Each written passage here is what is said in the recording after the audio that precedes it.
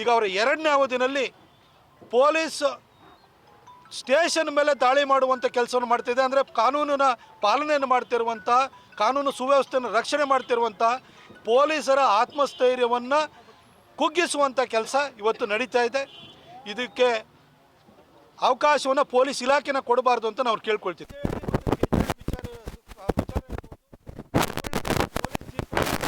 ಅದನ್ನು ಜಖಂಗೊಳಿಸಿದಂಥ ವಿಚಾರ ಇರ್ಬೋದು. ಈ ಸಂಬಂಧವಾಗಿ ಅನ್ಲಾಫುಲ್ ಆ್ಯಕ್ಟಿವಿಟೀಸ್ ಪ್ರಿವೆನ್ಷನ್ ಆ್ಯಕ್ಟ್ ಅಂತ ಹಾಕಿದ್ರು. ಅದನ್ನು ಸಿದ್ದರಾಮಯ್ಯನವರು ಕ್ಯಾಬಿನೆಟ್ ಎದುರುಗಡೆ ಇಟ್ಟುಬಿಟ್ಟು ಅದನ್ನು ವಾಪಸ್ ತೆಗೆದುಕೊಂಡು ಒಂದು ರೀತಿ ಪುಂಡ ಮುಸಲ್ಮಾನರಿಗೆ ಫ್ರೀ ಪರ್ಮಿಟನ್ನು ಕೊಟ್ಟಿದ್ದಾರೆ. ಅದ್ರ ಜೊತೆ ಮುಸಲ್ಮಾನರಿಗೆ ಒಂದು ಕೇಳಲಿಕ್ಕೆ ಬಯಸ್ತೀನಿ, ಯಾವುದೋ ಒಂದು ಪೋಸ್ಟನ್ನು ಹಾಕಿದ ಕೂಡಲೇ ನಿಮಗೆ ಇಷ್ಟೆಲ್ಲ ಸಿಟ್ಟು ಬರುತ್ತಲ್ಲ.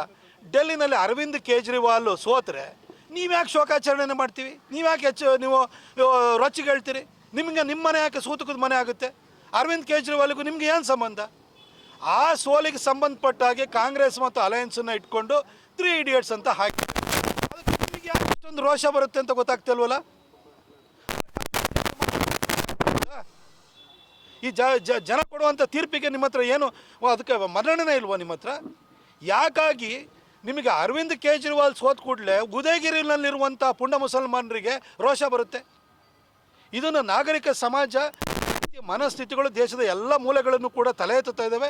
ಇದ್ರ ಬಗ್ಗೆ ಹಿಂದೂಗಳು ವಿಶೇಷವಾಗಿ ಎಚ್ಚೆತ್ತುಕೊಳ್ಬೇಕು ಅಂತ ನಾನು ಕೇಳ್ಕೊಳ್ತೀನಿ.